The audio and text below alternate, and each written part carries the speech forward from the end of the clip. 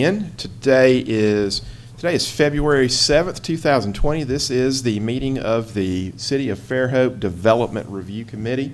This is a staff meeting that we make available to the public so that way the general public can have advance notice of cases to be considered by the City of Fairhope Planning Commission. And so everything discussed today is tentative to be considered by the City of Fairhope Planning Commission on March 2nd, 2020. This is not a meeting. There are no elected officials or appointed officials here. This is not a city council or a planning commission meeting, so no official action is taken today, but it allows an opportunity to present the case to the public and also the applicants and their design professionals to address staff collectively, to ask questions and provide input on the various cases. So we'll begin with a zoning change, and that case number is ZC 20.02, Zulu Charlie 20.02. It is a zoning change case along Morphy Avenue, and we will turn the meeting over to Ms. Samara Wally for discussion. Thank you, Buford. As Buford stated, this is ZC 20.02. It is a public hearing to consider the request of Linda Walker to rezone property from RA district to R1 low density single family residential district. The property is located, the property is approximately 7.9 acres and is located on the south side of Morphy Avenue between Bishop Road and County Road 13. At this time, staff is still reviewing the case, and we don't have any additional comments at this time. All right, Samara, very good. And any staff comments we can assist you with at this time? No, nothing. Very good. So we'll move on, and we have on our agenda for today's meeting case number SD 19.41. This case has appeared on previous agendas, and it is a request for a subdivision request for a development known as Watershed West. The applicant has requested to hold over that case until the April 2020 Planning Commission meeting, so we won't discuss that item today, and we'll defer that to a future meeting, most likely the DRC Development Review Committee meeting that precedes the April Planning Commission meeting. So with that said, we'll move on to the next case, and that is SD 20.05. And this is a request from the developer is Provision Investments LLC. And this is a case for, the case is known as Thompson Hall Quadplexes, which is a 16-unit multiple occupancy project, or MOP as we refer to it in our nomenclature. This was considered by the Planning Commission at the February Planning Commission meeting, and it was tabled for further study. And the engineer of record is not with us here today to discuss that item, but it will likely appear on the March 2nd, 2020 Planning Commission meeting for consideration again.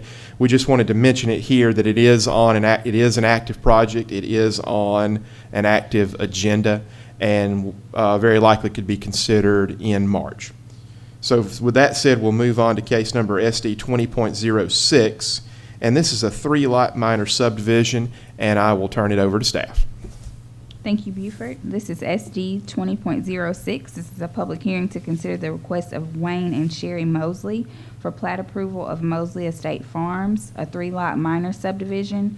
The property is approximately 10.3 acres and is located on the north side of Dominion Drive, east of Mary Ann Beach Road. This was held over from the last agenda. All of the requirements from the previous application have been submitted, and there are no additional comments at this time. Okay, very good. So a holdover case and likely for consideration in March. Yes. Very good. So we'll move on to SD 20.09. And this is a subdivision case at the intersection of Highway 104 and 181. And I'll turn it over to Ms. Samara Wally yet again. Thank you, Buford. This is SD 20.09, public hearing to consider the request of BYC LLC for plat approval of the northwest corner of Highway 181 and Highway 104 subdivision, a 2-lot minor subdivision. The property is approximately 56.69 acres and is located on the northwest corner of the intersection of Highway 181 and 104. I have compiled some revisions that would be required for this particular application in the form of the provision of utility availability, pedestrian circulation or a sidewalk waiver, wetlands delineation, and then just the illustration of that existing dwelling on the lot. And there were a few other minor revisions that would be required. I do not think that the applicant is present today, but those are all the comments that planning staff has, unless anyone else had comments. And Samara, thank you for mentioning that. And prior to the meeting, Mr. Frank Leatherwood, who's the engineer of record for the project, and he is a staff member with Thompson Engineering, and he called to express his regrets that he's not able to attend the meeting today, but he acknowledged receipt of the comments and advised that they would provide follow-up. They would provide follow-up addressing the review comments. Thank you. Okay. Any other comments from staff? And again, this is at the this is the northwest intersection of State Highway 104 and 181. And Samara, this is a minor subdivision, not proposing any development activities at this time. Is that correct? That is correct. Very good. Okay, we'll move on to case number 20.10, and I will turn the meeting over to Ms. Carla Davis. Thank you, Buford. Again, this is case SD 20.10, a public hearing for plat approval for Guthrie Estates, a 2-lot minor subdivision. The property is approximately 32.14 acres and is located on the northeast corner of the intersection of County Road 13 and County Road 32. Mr. Seth Moore is representing the applicant. He's here in the audience. I previously sent him a cover letter of revisions that would need to be made. I don't know if he wants me to go over these right now, but revise the plat to depict the total square footage of both lots 1 and 2. Please provide a letter of availability from Baldwin County EMC for approval of services. Revised plat to include the wording sidewalk to the 10-foot drainage and utility easement where the site abuts road frontage along lot 1 and 2. Revised plat to depict a 15-foot drainage and utility easement in place of the 10-foot drainage and utility easement where the lot abuts adjacent property that is not included in the proposed subdivision. Revised plat to depict the right-of-way widths for Baldwin County Highway number 13 and Baldwin County Highway 32. Provision of a wetlands delineation provided by a certified delineator. Revised plat to depict wetlands buffer, and then additional comment that was given today by the building department. You just noted that there are 2 areas of grady soils indicating possible wetlands. And Seth, you're welcome to join it. Seth, if you have any questions for staff, you're welcome to join us. Yes, sir. The only real comment I have is about the wetlands. You know, Ms. Hagel, Ms. Joyce Guthrie Hagel, wouldn't be in this situation if we still had family divisions. She's giving this 1 lot to her daughter. She's already given 1 lot years ago to one of her daughters. She only has 2.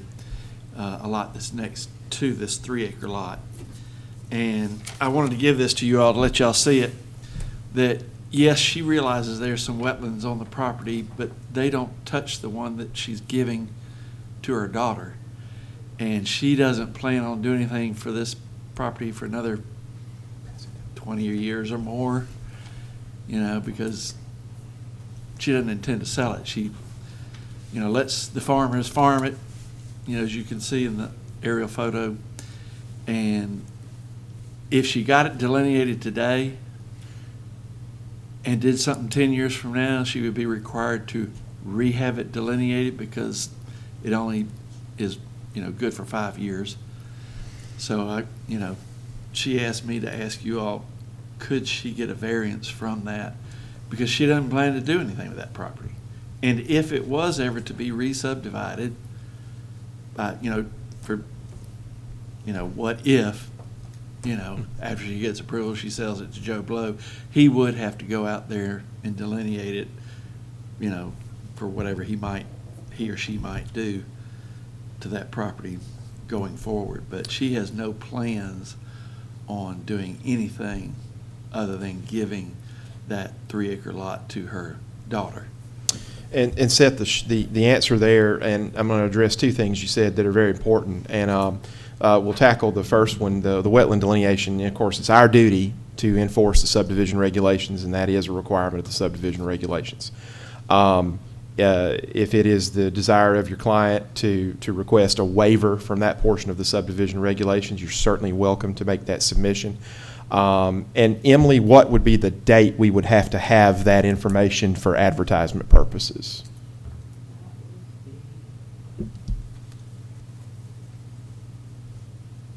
Just with your brief submittal of the comments. Okay. One, before you go again, the utility letters, I've gotten the one from the phone company and Riviera today, but I have not received anything from the city of Fairhope. I know Richard Peterson was the contact person, and it's changed. And Correct. I'm not sure who. And Mike, should he direct that to Penny Hale? Yeah, send it to Penny Well, I Hale. think it was redirected to her, Right. Okay. but I haven't seen anything, and that's been two weeks at least. All right, well, if you would follow up with Penny, I will. please, and then between Mike and me, we'll remind her as well. Okay. But Seth, I think, but as far as the wetland issue and the delineation issue, again, if that's a waiver, and this is not telling you what to do or making a recommendation, but if that was the case, I think it might be valuable background information to explain that if this is a correct statement, if there's no intended development activity at this time, that it's not necessarily requesting a waiver from the requirement, it's just simply requesting a waiver to defer that to future development activities. Or some other type of wording might be appropriate for that type of situation. Again, that is up to the Planning Commission to decide if it rises to the level that they don't accept the waiver. Sure. So I would answer that. And Seth, I want to, if you'll indulge me just a moment, the family subdivision issue. I don't know if you were at the Planning Commission meeting, the February Planning Commission meeting, or if you stayed long enough to hear it, but we spoke into the public record some clarity on the family subdivision issue. And just very, very briefly for your information, in essence, at the city level, we can't even use that terminology because the enabling legislation and the statutes in the state of Alabama that govern cities and counties, that is a power counties have, but not a power cities have. So really and truly, we shouldn't even be using that terminology. We're going to research the viability of the agricultural and rural subdivision provisions that are within the subdivision regulations that may be beneficial for the more rural parts of the planning jurisdiction where they can be possibly helpful. So I certainly understand that. That's a common question we get, but I wanted to publicly address that as many times as we can, Sure. that the family subdivision is not a power cities have. So, Okay, thank you. all right. So, Seth, any other questions for staff? That's all I have. I have changed all those other ones that, they were minor things and they were easy to fix, so. Very good. We Everything. have changed that. Anything else, Carla, before we move on? No, that's it. That's all I have. All right, Seth, thank you. Thank you for coming very today. much. So we'll move on to case number SD 20.11, and I'll turn the meeting over to Mr. Mike Jeffries. This is SD 20.11. It's a request of Two Hands Design and Development for preliminary plat approval of an 8-lot subdivision, Hilltop Subdivision Phase 2. Hilltop Subdivision Phase 1 is located just on the west side of Section Street. Phase 2 will connect to the Hilltop just to the north of it. I believe we have Jay Consulting with us here tonight. If you want to come up, I had sent Mr. Genwright an email with a few comments that we've had. There were a couple documents from the county that were unsigned. I've received those counties. That has been sufficed. The green space, I got the drawing of the green space outline showing the different things. That part is still under review on the part of green space that is eligible and not eligible, and working on the percentages for that. So there will be further correspondence coming to you guys regarding the green space. Mr. Richard Johnson and the Public Works Director, be possible just to have more of a table set up for the drainage calculations showing when those areas of detention and retention in the green space areas, how long it would take for those to actually dry out and be back to a normal condition where it is dry in that large green space area. Common area number 8 in the center. I know there's a slight depression where it's going to be capturing water different periods of time, and we're trying to count that as an entire common area / green space area. So that's kind of the review that we're doing on the green space to see if that detention area can be actual green space, or if that is a detention area where it can't be counted towards the percentage of green space required for the development. And just a table showing that would be easier than having Richard calculate each one every time for us.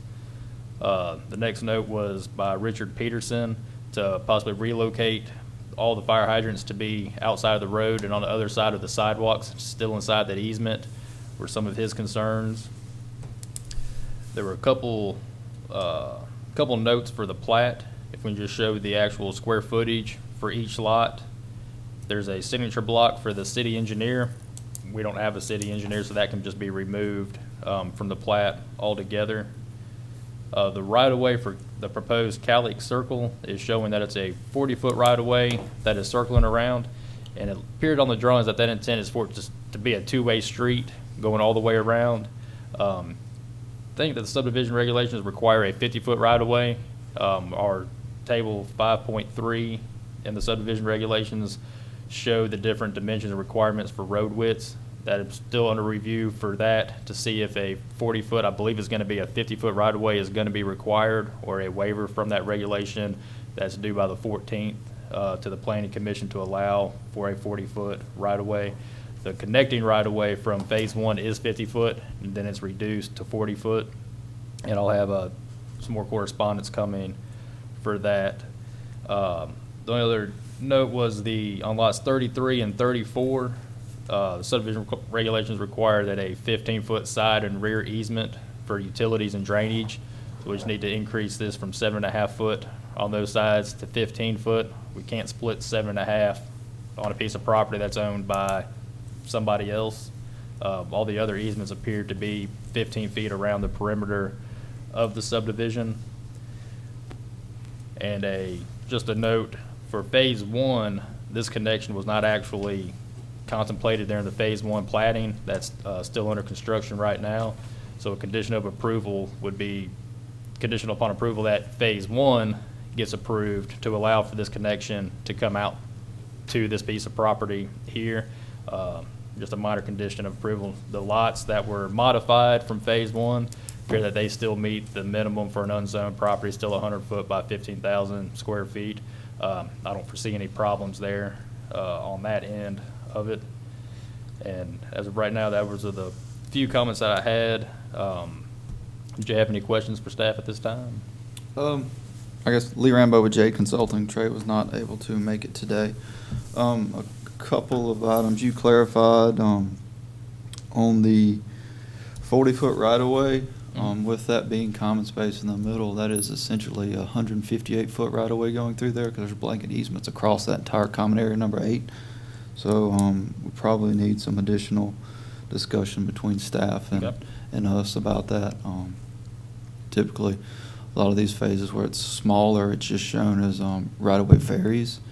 But for this particular one, it just got called out as 40 feet. But you actually have 158 feet of right-of-way through there. The other items that were mentioned were fine. We'll get with Mr. Johnson, I guess, once we come up with the table for those times, and make sure that it's exactly what information he wants and revise that. If you guys want to reach out to Richard, Yes, of course, sir. that was me trying to relay the information from him. I am by no means an engineer, so I don't want to have any cross communication there, so that way we can try to get exactly what he's looking for to help us with that aspect of it would be very helpful. Yes, sir. And then the only last one was our intent was for the revisions portion for Phase 1 was that would just be submitted when we submit for final plat. Right. We can go ahead if staff would like to submit that just for a preliminary review, if y'all would like, or if not, we can just wait until we get to final plat submission and handle it at that point. I don't think it's necessary. I can tell, staff can see the changes that were made. Lot 16 and 17 were shortened from 125 feet to 100 foot and then extended deeper into the newly purchased lot here to make them meet the minimum area. Yes, I sir. didn't see any other, unless there was any other major changes No, sir, that was it. happened. The only other change I saw was the drainage coming from Common Area 6. It now looks like it's moving into Common Area 7. as well. So I don't know if the drainage calculations or drainage narrative from the original phase has now been modified to put some of that stormwater from phase 1. It's now going on to phase 2. Well, it's actually the opposite.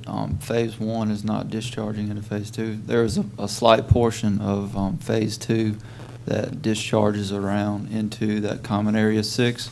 Okay. And the stormwater drainage report includes that calculations and. All right, and so it's actually routing moving from information. here back Yes, into well, that way.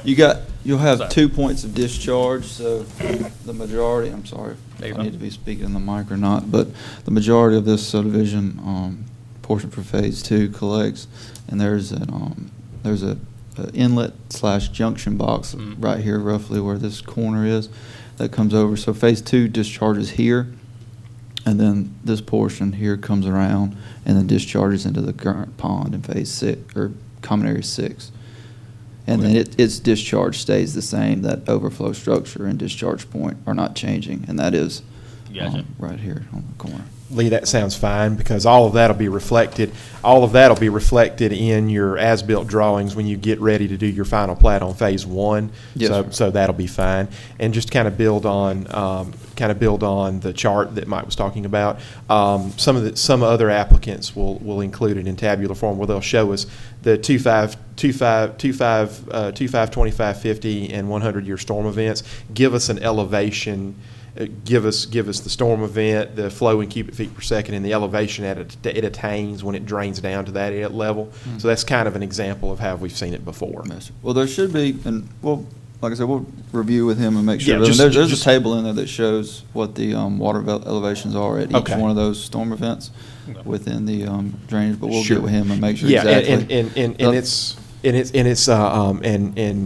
that's just a routine edit there, Lee. But Yes, yeah, sir. we want to. Richard is our engineer, so we want to keep him happy. Yes, sir.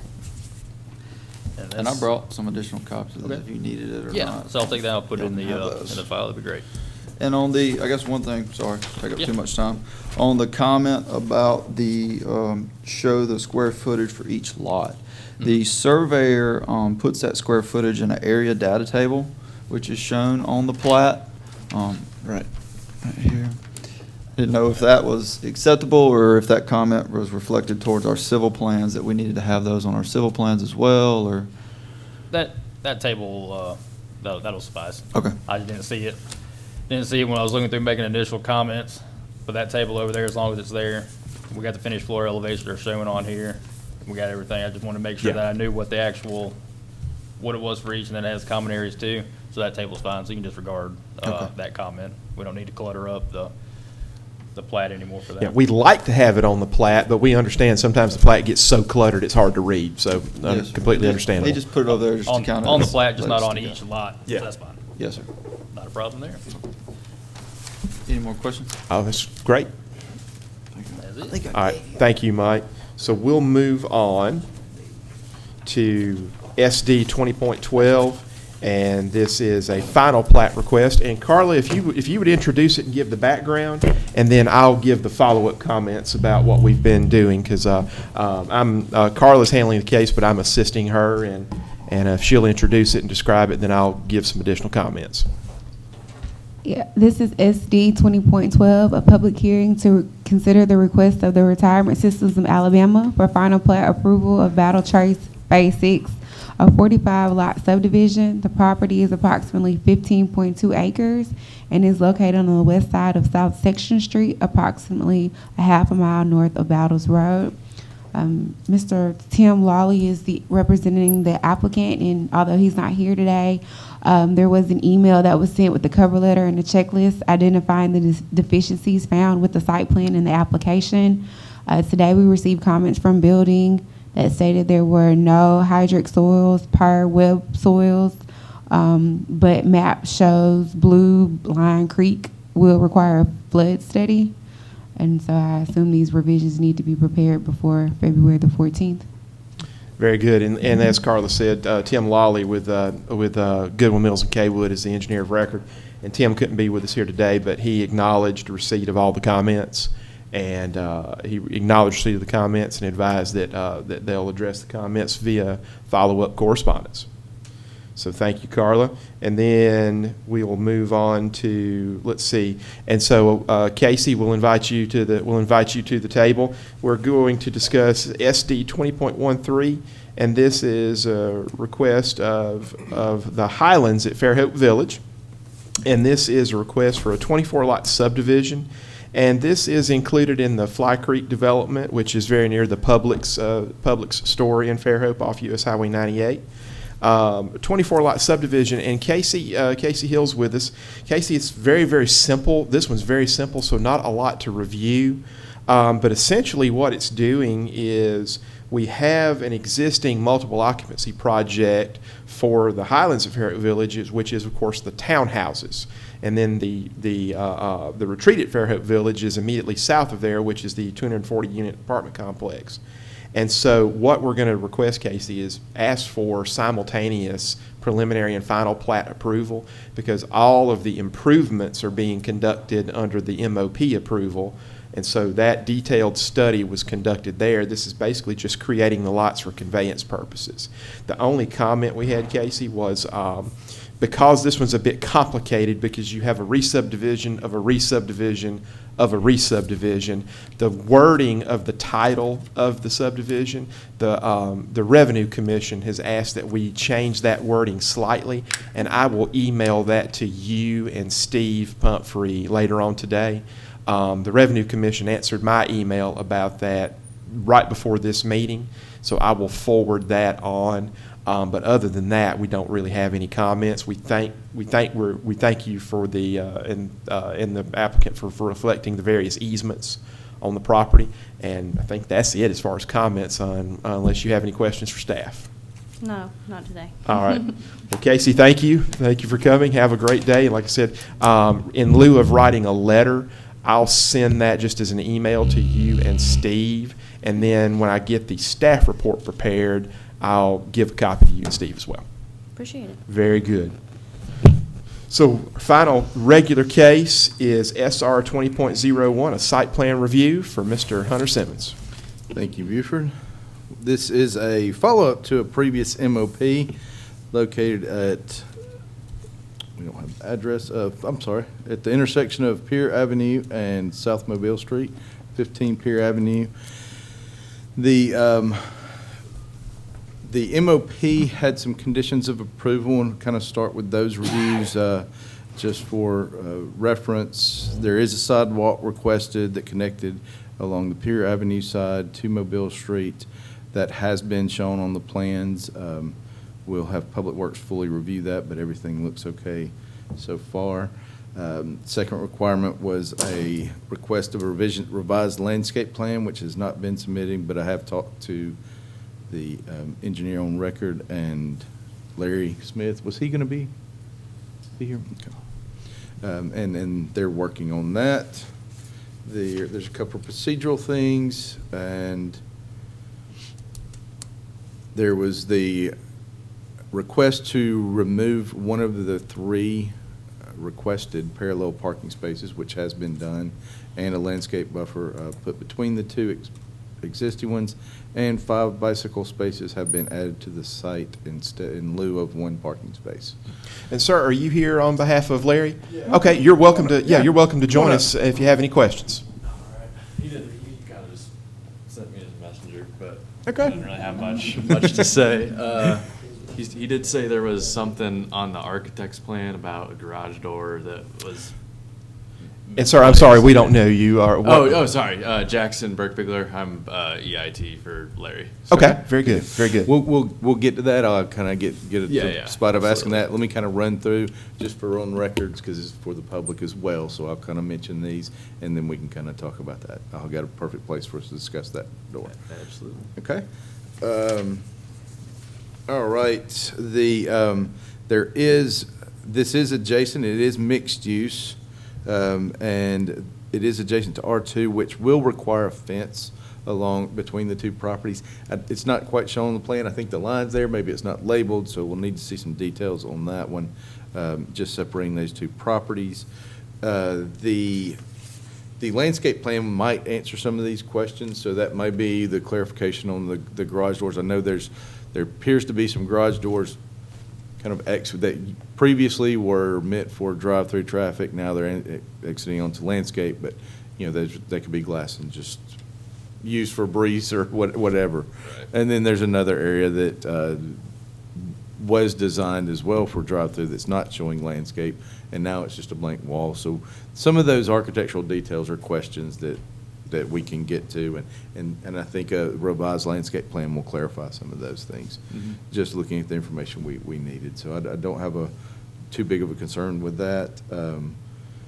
The one thing I do have a concern on for architecture is the height. So, and just so everyone knows in where this is zoned and located, there is a 30-foot height limit, but they are allowed to go to 35 feet if on a mixed-use project, which this is a mixed-use project. Where we measure height is always has flip-flopped back and forth in how that's determined. Right now, our code says that's measured beginning at average natural elevation, and we've requested that. We'll put that in writing, but it appears the building might be a little too tall, so we might need to look at that at its ceiling. And then we've got some architectural details, chimneys, parapet walls that extend up to 45 feet. And we don't have allowance for those. So it's not that they're bad, but right now we have a height limit of 35 feet. And this may be something we need to kind of take to council, get an interpretation on. Are they interested in how do they want to interpret that? I know it's been said, at least in part in the CBD, which is a 40-foot height limit, that is the limit, so nothing above that. So we've got two height issues here. The one you can be working on now is making sure what that average natural elevation is, and making sure, we can get that building's. It appears, based on the finished floor elevation on the plan, that it might be extending up to, I think the building was designed at finished floor elevation, which has to get out of a floodplain in this case. So it may be a couple of feet too high. Yeah. So and then we can kind of work through this where we have some parapet walls and some hip roofs and things like that at least our code right now doesn't really explicitly allow, and see if we have, we can make some changes to that, or if there's interest to making those changes. Let's see, as I mentioned, it is in a floodplain. Our building inspector said that is a floodplain. I think y'all are well aware of that, and they're planning for that. Most of that will happen at permit stage, so just want to be aware. And we were out reviewing the site, and the owner actually pulled up and just happened to be passing by, so good timing, because this is site plan review. We review signage, so he just happened to mention on the sign that's out there, which there's no telling how long that's been there, but he is very interested in continuing to use that sign. Well, if we close this and move on, we all have a problem because that's a non-conforming sign. It's too high. But if he's wanting to preserve that and show that in the plan, bring some plans, and I think that planning commission can approve that continued use of that sign under the site plan review. Okay. So, but other than that, that's all I have. We might get more with Public Works. I don't think we have a drainage, utilities, we got no problems with. We might discuss you're bringing the sidewalk up to South Mobile Street. Mm-hmm. We might kind of look at this project and timing on this and discuss a crosswalk there. I think during the MOP, during that meeting, it was discussed that there was no lights or anything. There is a flashing caution light just north of the site. Mm-hmm. So it may be appropriate. It might be a challenge, but might be appropriate to put a crosswalk in at this time. So we can discuss those options. But other than that, I think that was all departments covered, unless anyone in planning has any questions. Nope. Do you have any questions for us? Not really. I know the client as of right now was wanting to do the 35 feet building height, and Right. that's pretty much all it is. Right, and the 35, to be clear, we're okay with the 35-foot building height. He's meeting those requirements. That requires residential and commercial use, and he's meeting those requirements, and we're completely fine with that and support that. It's how to measure the 35-foot, so that's what's in question right now. So he gets the extra 5 feet, but is he asking for an extra 7 is kind of the question. Right, So, right. And it's all based on where do you start measuring that Set finished the floor. base, Yeah. I'm guessing that maybe it's, the building's being measured from finished floor, but if, that might be, I know plans were kind of in a hurry getting those to us with, getting the day before, so I'll give y'all if you can show the finished or natural elevation and we're at 35, I think we'll be okay, and then we can talk about those details. Okay, All right. sounds good. Great. All right, thank you. Thank you, sir. Thank you for coming today. So we have 2 old new items and have 2 old new business items, and then first being the Greeno Road corridor. And Hunter, if you have any words of wisdom for us on that for this meeting.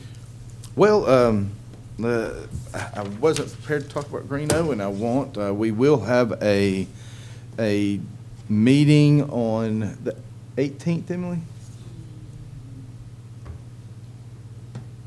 Yes, on Okay. 18, Okay, and we set that time at 5? 5 o'clock. 5 o'clock. Location is yet to be determined. We will try to have it here at City Hall, but we will have to reserve those. And then for this meeting, we will probably move, well, we'll have to talk about this. We might have moved that item up because I believe we looked at the calendar, to get to council to vote on in time before the moratorium expires, it will need to be voted on this agenda. So that might move out of old new and onto the agenda. Will it have to? Okay. So. We'll have to if they're going to vote on it. Okay, so you might see that change to the agenda this month, and that means Planning Commission will be voting, so, or we will ask them to vote. It's up to them whether they choose to, so. Very good. So that's very, very important update, Hunter. So that way the public has some additional advance notice then, that we could very well have an item on the agenda of the Planning Commission meeting for consideration of the Greeno Road corridor. Right. Very good. And then the second item for old new business, the family subdivision discussion, and I thank Emily for keeping that on there. We've asked her to keep it on there as a placeholder. But Emily, what I'd like to do is if you would retitle that to rural subdivision / agricultural subdivision, and I may not have a detailed presentation for the Planning Commission, but I will share whatever additional information I find from research. We'll definitely do that. And Emily, as a third placeholder, if we need it, I'd like to have an item on there for a green space discussion. And we've had some lengthy discussions with Planning Commission during meetings about green space, so that might be a good time to have an old new business opportunity to discuss it without having to discuss a case. And so we may not go into a detailed or lengthy discussion, but I'd like to have a placeholder for that, please. So that would be great. Oh, very good. So thank you, everybody, for coming. Any other comments or questions from staff before we adjourn? All right. We stand adjourned at 11:11 a.m. Thank you all for watching.